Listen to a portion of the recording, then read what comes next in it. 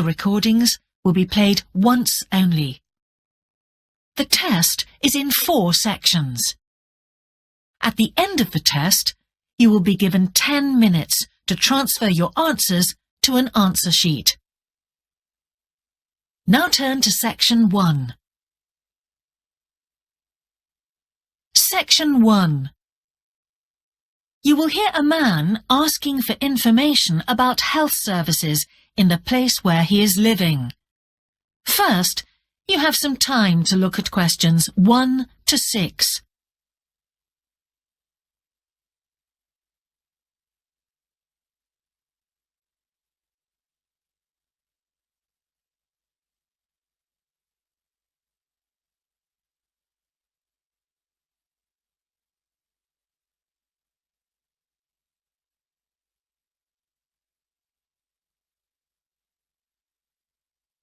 You will see that there is an example that has been done for you.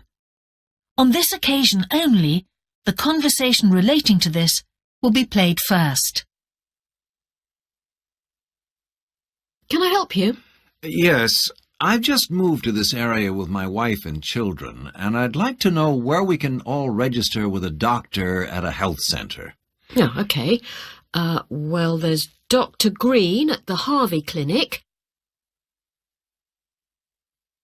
The woman says the doctor at the Harvey Clinic is called Dr. Green, so Green has been written in the space. Now we shall begin. You should answer the questions as you listen, because you will not hear the recording a second time. Listen carefully and answer questions 1 to 6. Can I help you? Yes, I've just moved to this area with my wife and children, and I'd like to know where we can all register with a doctor at a health centre. Oh, OK. Well, there's Dr. Green at the Harvey Clinic. We always recommend her for babies because she's very good with them and she runs a special clinic. Oh, actually, my youngest child is 5, so that wouldn't be any good for us. Right. Is there anywhere else I could try? Yes, the Eshcol Health Practice is the next one on my list. How do you spell that? E-S-H-C-O-L. And it's Dr. Fuller who has space on his list. The clinic only opened a year ago, so the facilities are all very modern. That sounds good. And it's particularly good if you're busy during the day because they also do appointments in the evening. They're closed on Saturday, though. The only other place on the list is the health centre on Shore Lane. You can register with Dr. Gormley. That's G-O-R-M-L-E-Y. He's new there, but the centre has a very good reputation. Oh, yes. I think I know the road. That would be the best one. Thanks. Could you tell me, will all their services be free? There are usually some small charges that doctors make. Let me see what it says about the Shore Lane Centre. If you need to be vaccinated before any trips abroad, you won't have to pay for this. What else? The Sports Injury Treatment Service operates on a paying basis, as does the Nutritional Therapy Service. Some health centres do offer alternative therapies like homeopathy as part of their pay-to-use service. Shore Lane are hoping to do this soon. I think they may start with acupuncture. Oh. And finally, if you need to prove you're healthy or haven't had any serious injuries before a new employer will accept you, you can get a free fitness check-up there. But you'd most likely have to pay for insurance medicals, though. OK, thanks.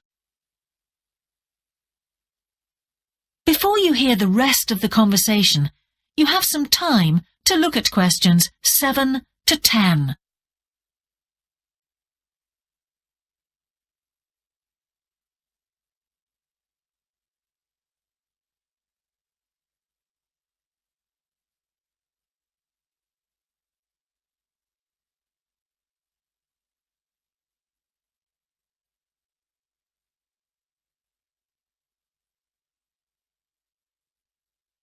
Now listen and answer questions 7 to 10. You might also be interested to know the centre is running a pilot scheme of talks for patients. I've got the list here. Actually, they look very interesting. What sort of things? Well, the first one's about giving up smoking. It's next week, the 25th of February at 7 p.m, and that's in room 4. It says the talk will stress the health benefits, particularly for people with asthma or heart disease. That sounds very interesting. There's also a talk for families with children. It's on healthy eating and takes place on the 1st of March at 5 o'clock. Will that be at the health centre? Actually, it's at the primary school on Shore Lane. I imagine they're inviting the parents of pupils there. It says here, all welcome. I might go to that if I have time. There's a couple of other talks. One giving advice about how to avoid injuries while doing exercise. It's on the 9th of March. Oh, it's a late afternoon talk at 4:30, and it'll be in room 6. It also says the talk is suitable for all ages. And finally, there's a talk called Stress Management, which is on the... That is the end of section 1. You now have half a minute to check your answers.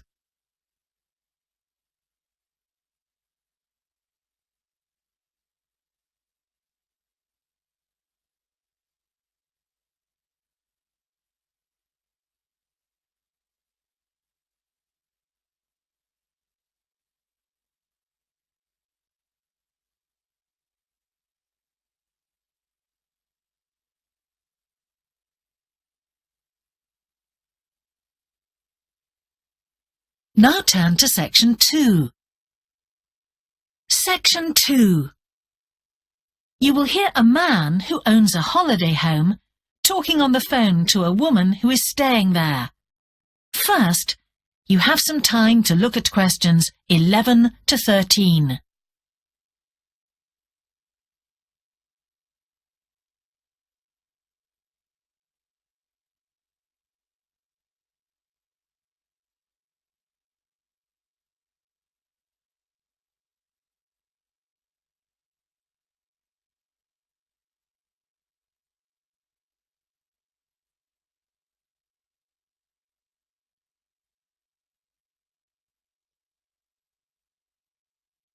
Now listen carefully and answer questions 11 to 13. Hello? Hi, it's Laura Carlton here. We've just arrived at the holiday flat, but I can't get the hot water and heating to work. Oh, right. That's easy. Don't worry. In the upstairs cupboard, you'll find the water heater. You'll see 3 main controls on the left at the bottom of the heater. The first one, the round one on the far left, is the most important one for the heating and hot water. It's the main control switch. Make sure it's in the on position.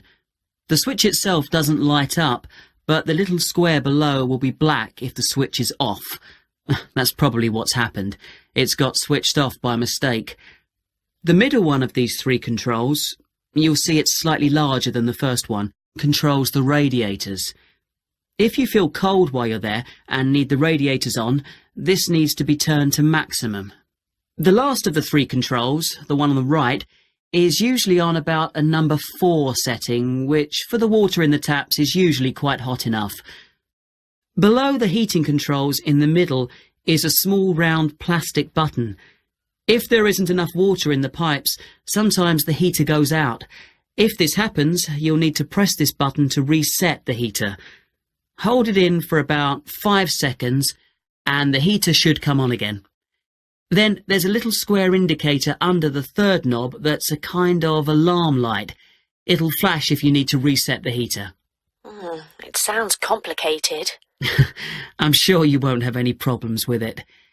There should be some more instructions on the side of the heater.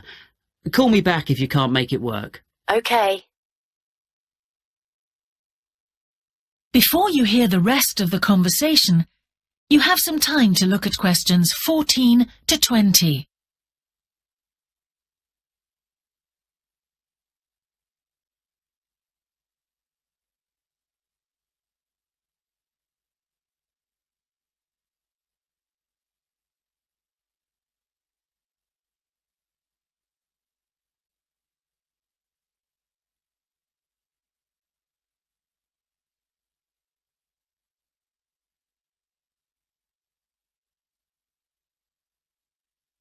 Now listen and answer questions 14 to 20. While you're on the phone, we haven't managed to find a few things we need, like extra pillows for the beds and some washing powder. Is there any here? Pillows, yes. If you look in the cupboard, the large white one upstairs, to the left of the bathroom door, there should be 4 or 5 on the top shelf. And if you want to do some washing, there's some powder for that, probably by the back door. There's a kind of shelf there above the sink. In fact, I'm sure there's some there in a large blue box. You need about half a cupful for each wash. Oh, and that reminds me. The spare key to the back door is hanging on a hook on the wall by the sitting room window. Please make sure to put it back when you've used it.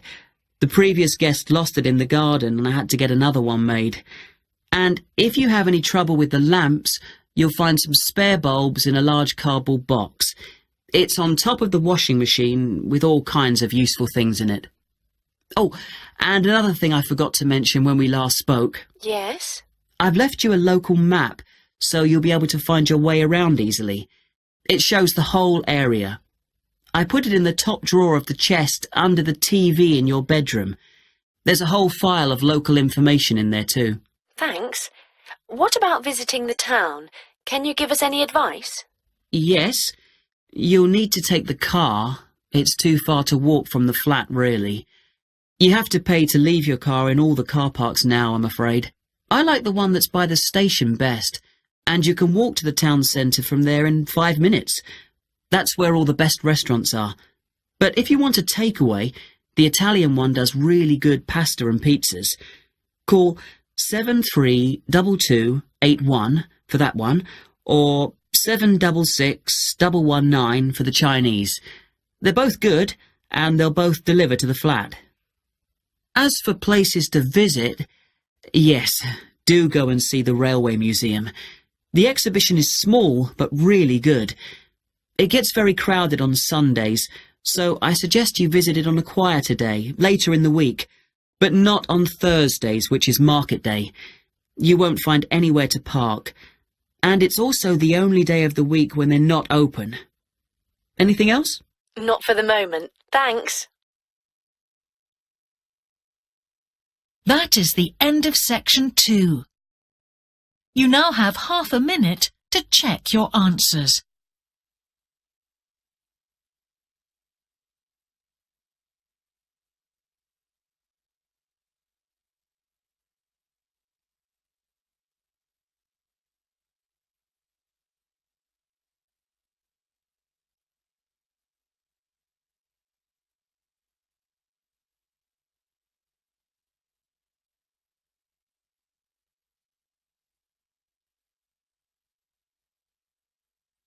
Now turn to section 3. Section 3. You will hear a conversation between an English teacher called Paul and a former student of his called Kira. First, you have some time to look at questions 21 to 25.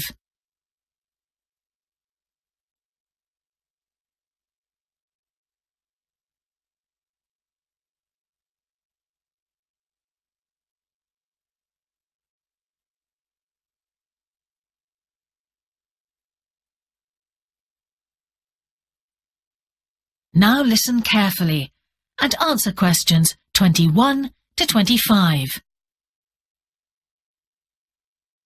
Hello, Kira. How are you? Fine, thanks, Paul. How are you? Well, thanks. It's good to see you. It must be 12 months since you did our course. That's right. It's nice to come back and say hello. What course did you enroll in? Actually, I went straight into third-year pharmacy. They credited me with 2 years, which probably made it more difficult for me. On the other hand, you were lucky to be granted credits. Is that why you chose the course? Yes, and as I'd already finished a course in it in my country, I thought it would be easier if I studied something I already knew. I didn't realize you went into third year. I thought you started in first year. No wonder it was so hard.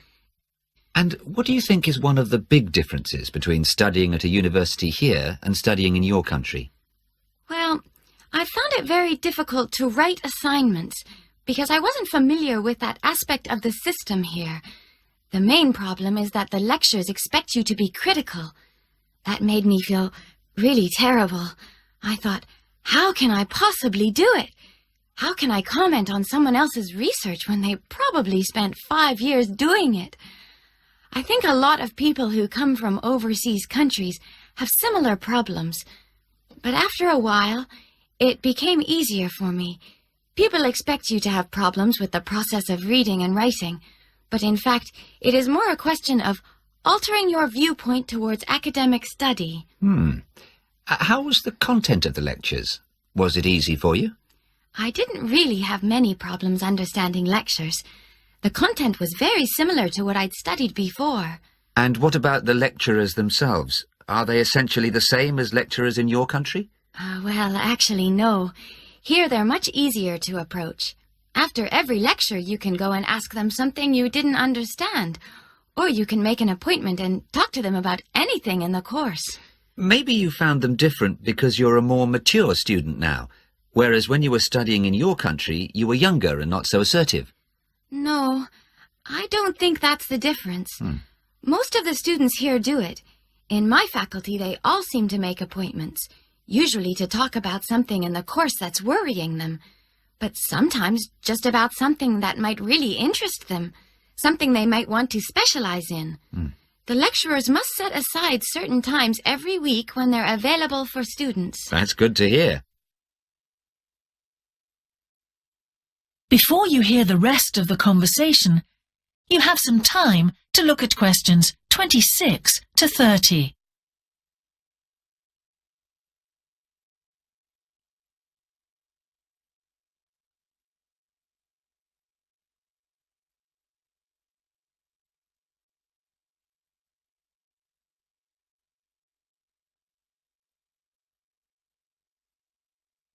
Now listen and answer questions 26 to 30.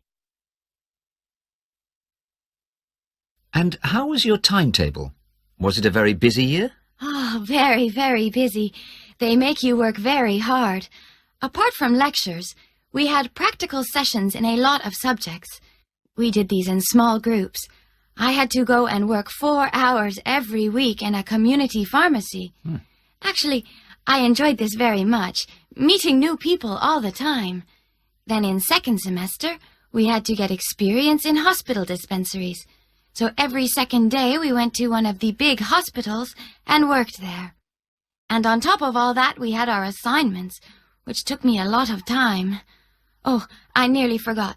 Between first and second semesters, we had to work full-time for 2 weeks in a hospital. That does sound a very heavy year. So, are you pleased now that you did it? Do you feel some sense of achievement? Yeah, I do feel much more confident, which I suppose is the most important thing. And have you got any recommendations for people who are studying from overseas? Well, I suppose they need very good English. It would be much better if they spent more time learning English before they enter the university, because you can be in big trouble if you don't understand what people are saying and you haven't got time to translate. Anything else? Well, as I said before, the biggest problem for me was lack of familiarity with the education system here. It sounds as if it was a real challenge. Congratulations, Kira. Thanks, Paul. That is the end of section 3. You now have half a minute to check your answers.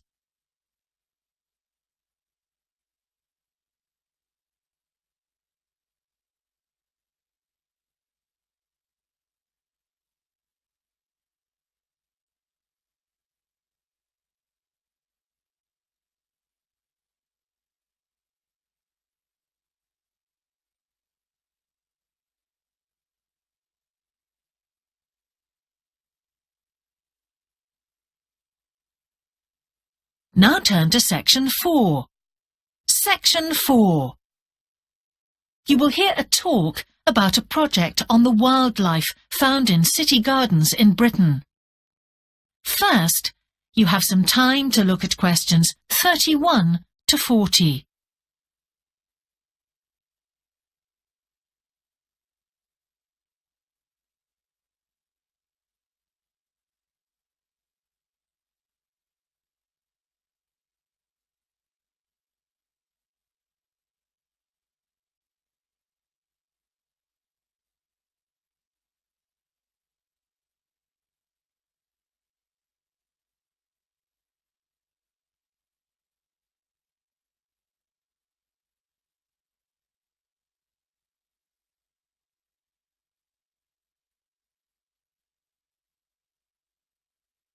Now listen carefully and answer questions 31 to 40. Good morning. Today I'd like to present the findings of our Year 2 project on wildlife found in gardens throughout our city. I'll start by saying something about the background to the project, then talk a little bit about our research techniques, and then indicate some of our interim findings. First of all, how did we choose our topic? Well, there are 4 of us in the group, and one day, while we were discussing a possible focus, 2 of the group mentioned that they had seen yet more sparrowhawks, one of Britain's most interesting birds of prey, in their own city centre gardens, and wondered why they were turning up in these gardens in great numbers. We were all very engaged by the idea of why wild animals would choose to inhabit a city garden. Why is it so popular with wildlife when the countryside itself is becoming less so? The first thing we did was to establish what proportion of the urban land is taken up by private gardens.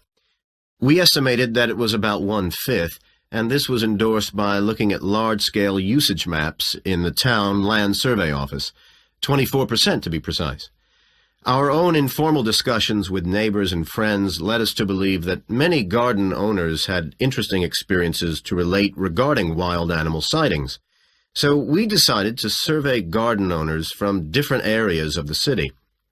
Just over 100 of them completed a survey once every 2 weeks for 12 months, ticking off species they had seen from a pro forma list, and adding the names of any rarer ones. Meanwhile, we were doing our own observations in selected gardens throughout the city. We deliberately chose smaller ones because they were by far the most typical in the city.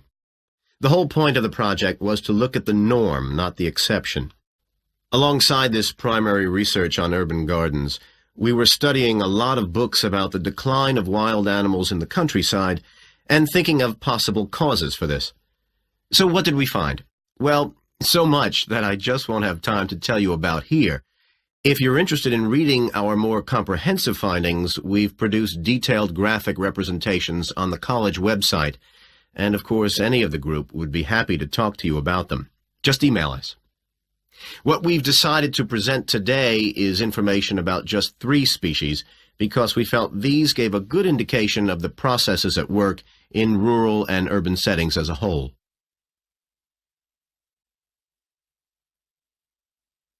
The first species to generate a lot of interesting information was frogs, and there was a clear pattern here.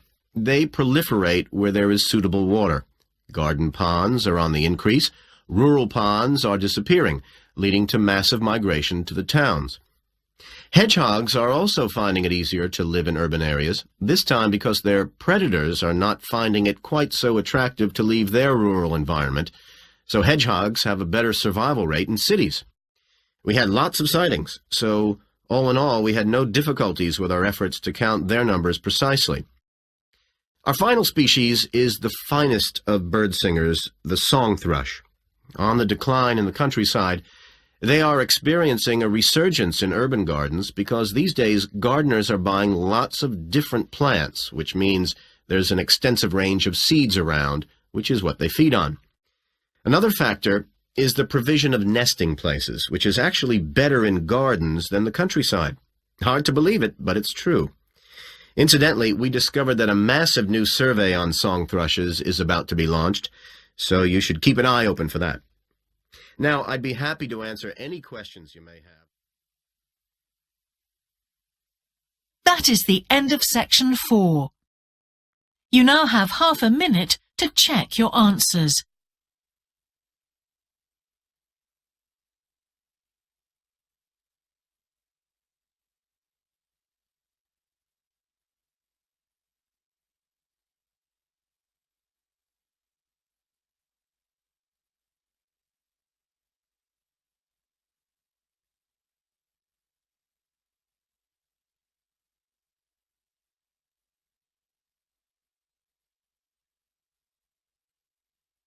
That is the end of the listening test.